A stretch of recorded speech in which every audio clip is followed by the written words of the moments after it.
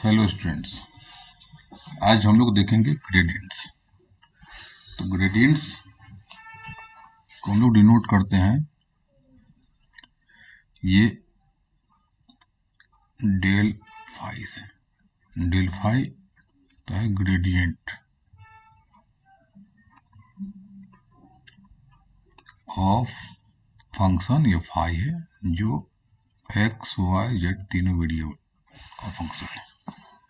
तो यहाँ पे डेल ऑपरेटर है। डेल को हम लोग लिखते हैं कार्टेशियन कोऑर्डिनेट में del upon del x i hat, del upon del y j hat, del upon z k hat,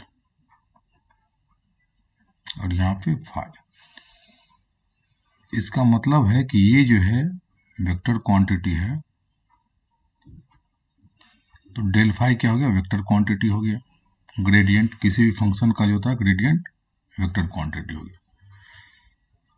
तो इसको हम लोग फिजिकल इंटरप्रिटेशन समझने के लिए नोट करते देखिए। सबसे स्मॉल जो होता है, हम लोग अगर यहाँ पे डी फाई स्मॉल चेंजेज, अगर यहाँ पे डी फाई में कोई चेंज होता है किसी फंक्शन, ये फाइव, तो ये इसको हम लोग लिख सकते हैं डेल अपॉन डेल एक्स, यहाँ पे फाइव, ये आई एक्स इंटू यहाँ पे इसको हम लिखते हैं d x, plus del phi upon del y into d y, plus del phi upon del z into यहाँ पे क्या डी जेड। अब ये एक्स कंपोनेंट, ये भी एक्स कंपोनेंट, ये कहीं यूनिट में आई के डायरेक्शन में, ये भी आई के डायरेक्शन में, वाई के डायरेक्शन में, जेड के डायरेक्शन में, डॉट प्रोडक्ट होगा दोनों का, तो इसको हम लोग लिख सकते हैं del phi upon del x i hat plus del phi upon del y j hat plus del phi upon del z k hat. ये तो हमने डेल वाला पार्ट लिख दिया, डॉट यहाँ पे D x i hat plus D Y j hat plus D Z k hat. इसको हम लोग क्या लिख सकते हैं यहाँ पे डेल फाई, ये लिखते हैं डेल फाई डॉट, यहाँ पे तो ये वेक्टर ऐसे लिख सकते हैं, और यहाँ पे हो जाएगा ये डी वेक्टर एल, ये हो गया डिस्प्लेसमेंट वेक्टर। तो ये पहला वाला जो पार्ट हो गया ये तो हो गया ग्रेडियंट, ये हो जाएगा ग्रेडियंट, इसको हम लोग बोलते हैं ग्रेडियंट इसका, तो फंक्शन फाई का ग्रेडियंट, और ये जो डीएल है ये हो जाएगा डिस्प्लेसमेंट वेक्टर, इसको हम लोग डिस्प्लेसमेंट वेक्टर कहते हैं, जो बहुत ही स्मॉल है, तो इनफाइनेटेसिमल डिस्प्लेसमेंट वेक्टर कह सकते हैं। अब इसको हम लोग जब डी फाई लिख दिए हैं, अब देखिए डी फाई इक्वल टू यहाँ पे आ जाएगा डेल फाई डॉट यहाँ पे डीएल।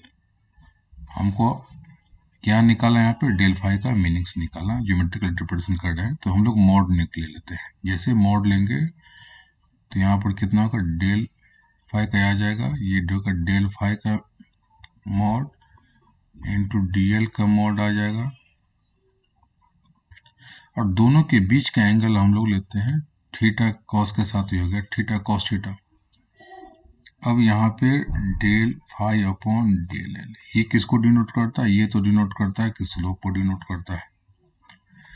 इक्वल टू यहाँ पे लिख सकते हैं डेल फाई और इनटू यहाँ पे डेल, हम सबको मॉड हटा दे, सब मैग्नीट्यूड वाला पार्ट होता है।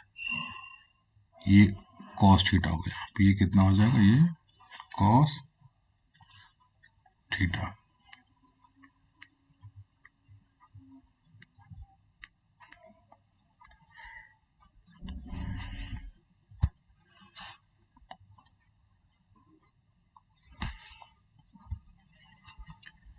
तो यहाँ पे आ जाएगा ये कॉस थीटा आ गया। अब मैक्सिमम वैल्यू कॉस थीटा कितना होता है? 1, जब थीटा इक्वल टू 0 होता है। तो यहाँ पे लिख सकते हैं कि del phi upon del l, ये कितना हो जाएगा है मैक्सिमम, ये मैक्सिमम वैल्यू कितना डेल फाई हो जाएगा। ये कब होता है जब यहाँ पे थीटा इक्वल टू जीरो होता है, जब थीटा इक्वल टू जीरो होता है। इसका मतलब ये डेल फाई जो है किसको डिनोट करता है, ग्रेडियंट को। ग्रेडियंट का मतलब कितना हो जाएगा कि मैक्सिमम रेट ऑफ चेंज हो गया, तो जिस डायरेक्शन में मैक्सिमम रेट ऑफ चेंज होता है वो उसी को डिनोट करता है ग्रेडियंट। तो ग्रेडियंट का मतलब हो गया, ये तो वेक्टर क्वांटिटी है, इसके पास दोनों होगा, एक तो हो गया मैग्नीट्यूड और दूसरा होगा प्लस डायरेक्शन। तो डायरेक्शन क्या है कि जिस डायरेक्शन में जो रेट ऑफ चेंज, यहाँ पर डी फाई अपॉन डी का रेट ऑफ चेंज होता है, यह मैक्सिमम होता है। जिस डायरेक्शन में जो वेरिएशन होता है उसका मैक्सिमम होता है, मतलब मैक्सिमम यहाँ पे इंक्रीज होगा। इस फंक्शन का कितना होगा, मैक्सिमम इंक्रीज। तो यहाँ पे मैक्सिमम इंक्रीज जिस डायरेक्शन में होता है, मैक्सिमम इंक्रीज ऑफ फंक्शन किसका, फाई का। तो इस फंक्शन का मैक्सिमम डायरेक्शन, जिस डायरेक्शन में मैक्सिमम इंक्रीज होता है वही डायरेक्शन होता है ग्रेडियंट का डायरेक्शन होता है, और उसी जो स्लोप होता है, ये D five upon D L किसको डिनोट करता है, स्लोप का होता है, स्लोप को डिनोट करता है। तो किस डायरेक्शन में, तो हमको बता दें कि जिस डायरेक्शन में मैक्सिमम होता है, अब मॉड कहाँ से निकल जाएगा, उसका मैग्नीट्यूड हो जाएगा डेल फाइव अपॉन ये वाला पार्ट मैग्नीट्यूड देता है। तो डायरेक्शन होता है इसका कि जिस सरफेस पे, जो सरफेस होता है उसके नॉर्मल डायरेक्शन में, जैसे कोई सपोज कीजिए सरफेस होता है, तो इस सरफेस के नॉर्मल डायरेक्शन में ये मैक्सिमम इंक्रीज होता है, मैक्सिमम इंक्रीज होता है। तो इसी डायरेक्शन में होता है डेल फाई का डायरेक्शन, डेल फाई इस डायरेक्शन में देता है और उसका मैग्नीट्यूड कितना होता है, यहाँ पे डेल फाई से हम लोग निकाल सकते हैं। तो ये यहाँ पे मैक्सिमम इंक्रीज, इसका मतलब होता है ग्रेडियंट एक्चुअली बताता है कि मैक्सिमम इंक्रीज, ये ग्रेडियंट बताता है कि मैक्सिमम इंक्रीज किस डायरेक्शन में होता है, maximum increase in which directions होता है। जैसे हम लोगों ने देखा था कि अगर कोई यहाँ पे कोई इंसेक्ट होता है, उसका पंख भींग जाता है वाटर में, तो किस डायरेक्शन में जाएगा कि मैक्सिमम इंक्रीज होगा, वो ड्राई होते जाएगा, इस डायरेक्शन में, इस डायरेक्शन में, इस डायरेक्शन में। इसलिए देखिए कोई मक्खियों की भींग जाता है तो क्या होता है, डिफरेंट डिफरेंट डायरेक्शन में जाता है।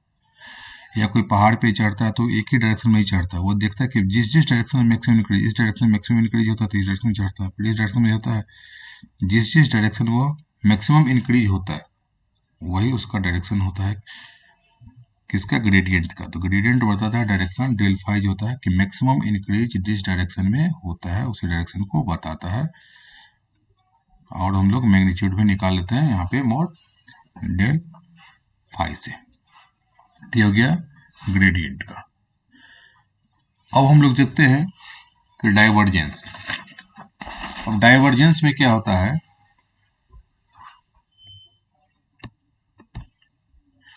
ये डाइवर्जेंस, डाइवर्जेंस है कि फ्लक्स से रिलेटेड, डाइवर्जेंस फ्लक्स से रिलेटेड है कि यहाँ पे सपोज कीजिए कि कोई सोर्स होता है,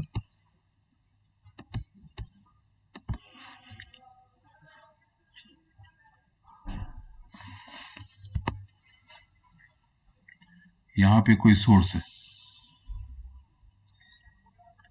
या सिंक है, और इसमें हम यूनिट वॉल्यूम को यहाँ पे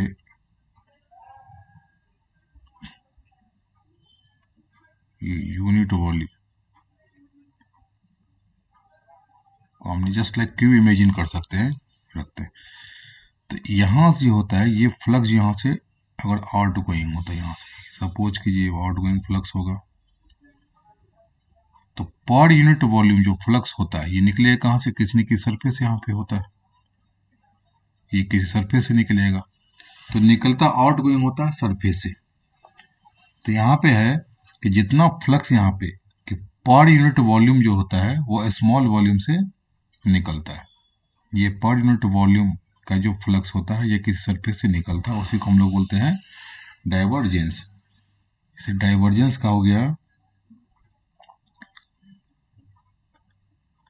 नेट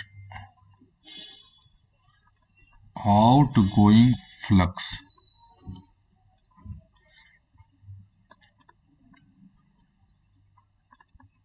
पर यूनिट वॉल्यूम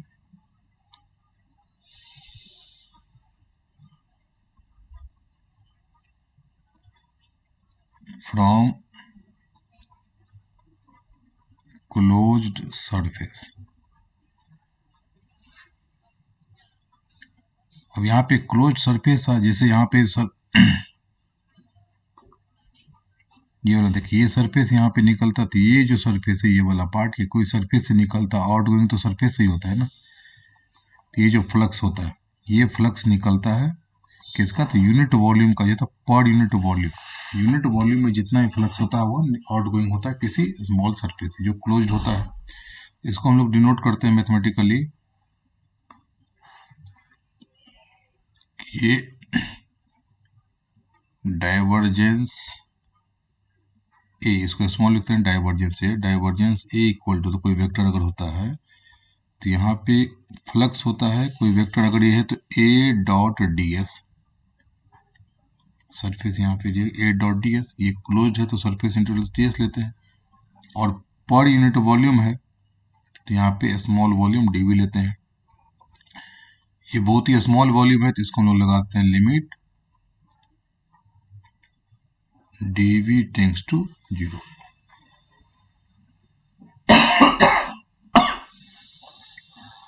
तो डी वी टेंड्स टू हम लोग 0 लेते हैं। कार्टेशियन कोऑर्डिनेट में अगर इसी को हम लोग डिनोट करेंगे डाइवर्जेंस ए को, तो ये डाइवर्जेंस कोई वेक्टर ही हो गया, तो डाइवर्जेंस को लिखते हैं हम लोग del dot, divergence del dot A. तो ये भी वेक्टर क्वांटिटी, ये भी वेक्टर क्वांटिटी, दोनों का डॉट है तो क्या हो गया, स्केलर क्वांटिटी हो गया। और डेल इक्वल टू कितना होता है, डेल को हम लोग डिनोट करते हैं i del upon del x, ये आई हेट हो गया, plus j hat del upon del y, plus k hat del upon del z dot. और ये वेक्टर अगर हम लोग यहाँ नोट करते हैं, एक्स कंपोनेंट ये a x i hat, a y j hat, plus a z k hat, और ये इक्वल टू आई आई के साथ मल्टीप्लाई होगा, जे जे के साथ होगा, डॉट प्रोडक्ट में केवल सेम डायरेक्शन में रहता है, बाद बाकी 0 हो जाता है। तो ये del a x upon del x हो जाएगा, plus del upon del y, और यहाँ पे होगा a y, plus del del z, और ये हो जाएगा ए जेड। तो ये हम लोग देखते हैं इसको डाइवर्जेंस वाले को कार्टेशियन कोऑर्डिनेट में इस तरह से हम लोग डिनोट करते हैं।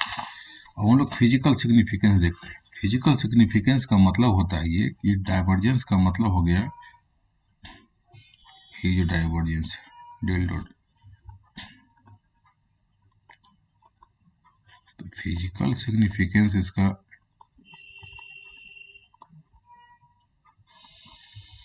ये बताता है कि how much spread out. Divergence का मतलब ही होता है कि हाउ मच, ये डाइवर्जेंस नाम है कि डाइवर्जेंस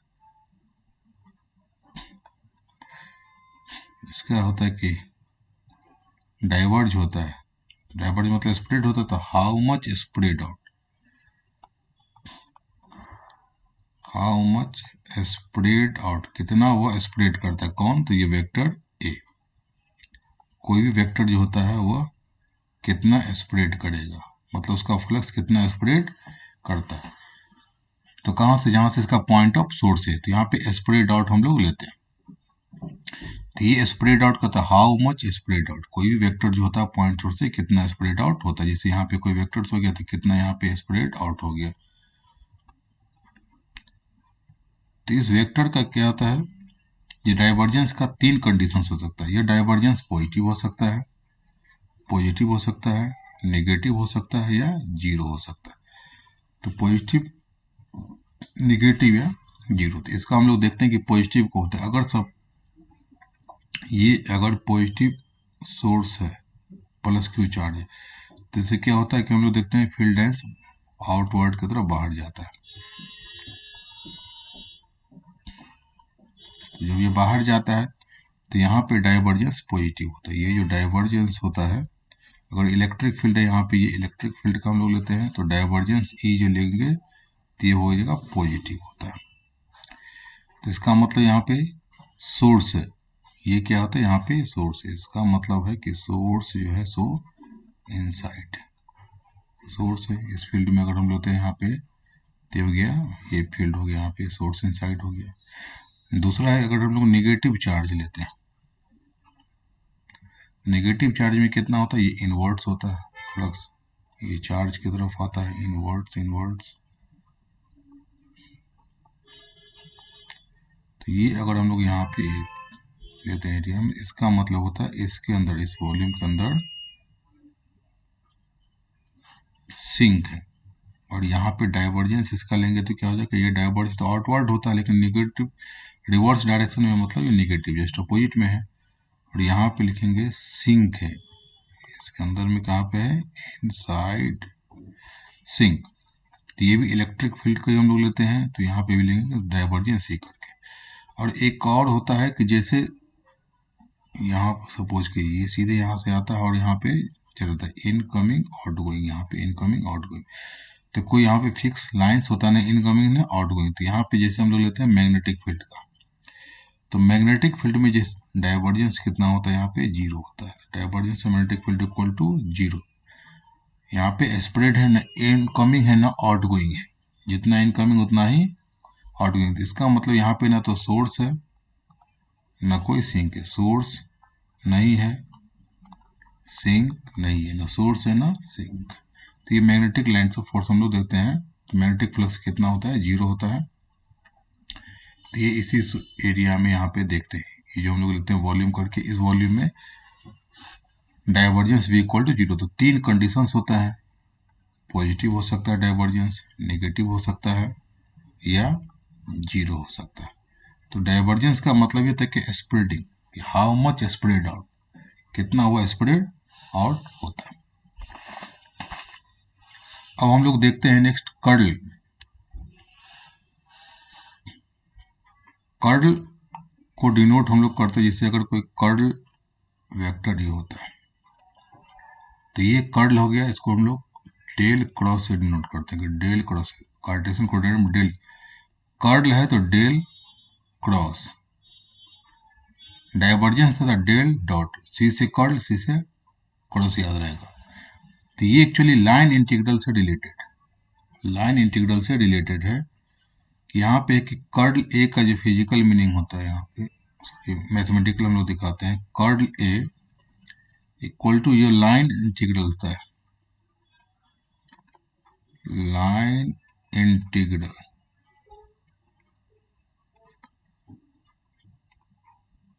पर यूनिट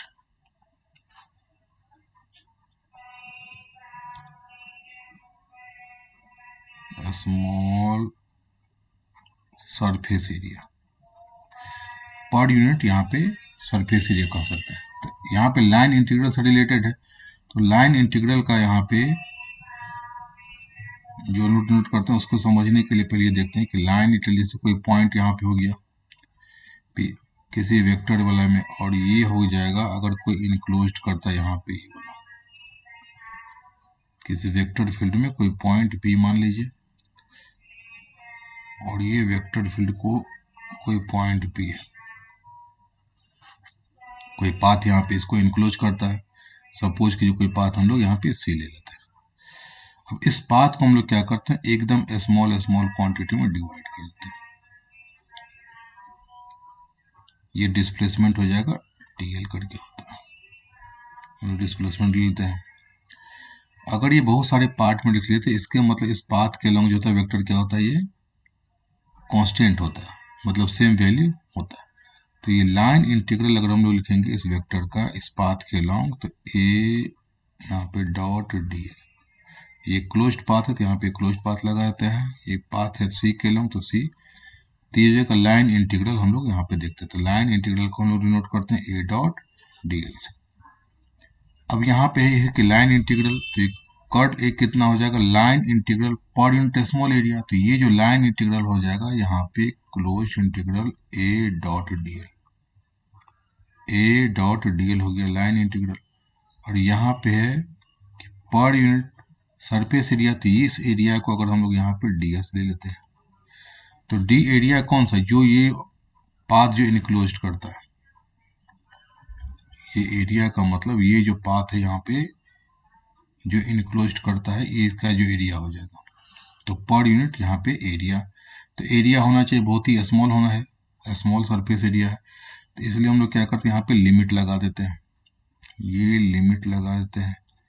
ये जो एरिया होगा यह टेंड्स टू 0, तो इसी को हम लोग कर्ल से डिनोट करते हैं कि पर यूनिट एरिया। तो कर्ल में क्या होता है कि पर यूनिट एरिया जितना नंबर ऑफ लाइंस होता है। डाइवर्जेंस में क्या था, डाइवर्जेंस में था कि वहाँ पे फ्लक्स था पर यूनिट वॉल्यूम। ये कर्ल में है पर यूनिट एरिया, तो यहाँ पे लाइन इंटीग्रल से रिलेटेड है। और ये डेल का वैल्यू हम लोग जानते हैं कि मैथमेटिकल कैसे डिनोट करते हैं। अब ये देखिए कर्ल, ये तो हो गया कार्टेशियन कोऑर्डिनेट, तो ये जगह डेल अपॉन डेल एक्स, ये भी वेक्टर क्वांटिटी, तो कर्ल हो गया vector quantity del upon del x i head plus del upon del y j head plus del upon del z k head. Curl हो गया यहाँ पे a x i head plus a y j head plus a z k head. तो यहाँ पे curl हो गया, इसको हम लोग डिटर्मिनेंट मेथड से भी फाइंड आउट कर सकते हैं। और ये इसको अगर लिखेंगे तो ये इक्वल टू आ जाएगा आई जे के डेल अपॉन डेल एक्स, पहले इसका लिखते हैं डेल अपॉन डेल एक्स का, del upon del x del upon del y del upon del z, ये डेल ऑपरेटर। उसके बाद ये वेक्टर ए वाला लिखते हैं, तो ये कितना हो जाएगा ए एक्स ए वाई ए जेड। हम लोग इसको ऐसे फाइंड आउट कर सकते हैं। उसके बाद ये फिजिकल मीनिंग हम लोग देखते हैं, तो फिजिकल मीनिंग यहाँ पे इसका ये हो जाता है, physical significance,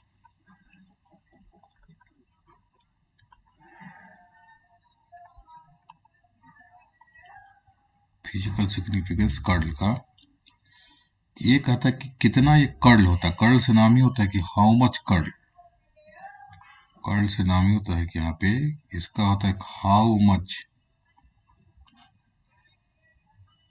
curls around, how much curls around, कितना यह कर्ल करता है, हाउ मच यह कर्ल होता है अराउंड। तो किसके अराउंड, तो around the point of observation, around the point of observation, जो पॉइंट ऑफ ऑब्जर्वेशन उसके अराउंड ये कितना कर्ल होता है, हाउ मच कर्ल करता है, how much curl, how much curl हो गया। तो इसका मतलब होता है कि किसी भी कर्ल हम लोग निकालते हैं तो इससे रिलेटेड होता है कि रोटेशनल मोशन, ये कहाँ से, रोटेशनल मोशन से होता है। तो अगर सपोज कीजिए कि कोई यहाँ पे कोई लिक्विड अगर फ्लो करता है एकदम स्ट्रेट लाइन में, एकदम स्ट्रेट लाइन में करता है, तो कोई कर्ल होता नहीं इसका, कोई रोटेट नहीं करता, रोटेशनल मोशन का होता नहीं।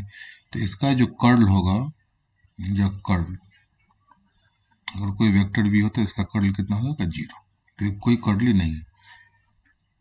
लेकिन अगर यहाँ पे किसी टैंक में हम लोग क्या करते हैं, वाटर का टब होता है, उसमें हम लोग नीचे बॉटम में अगर कोई होल्स हो जाता है, तो वो किसके अकॉर्डिंग यहाँ पे जो रोटेट करता है, वो रोटेट करता है, ये देखिए इस तरह का रोटेट करता है, इस तरह रोटेट करने लगता है।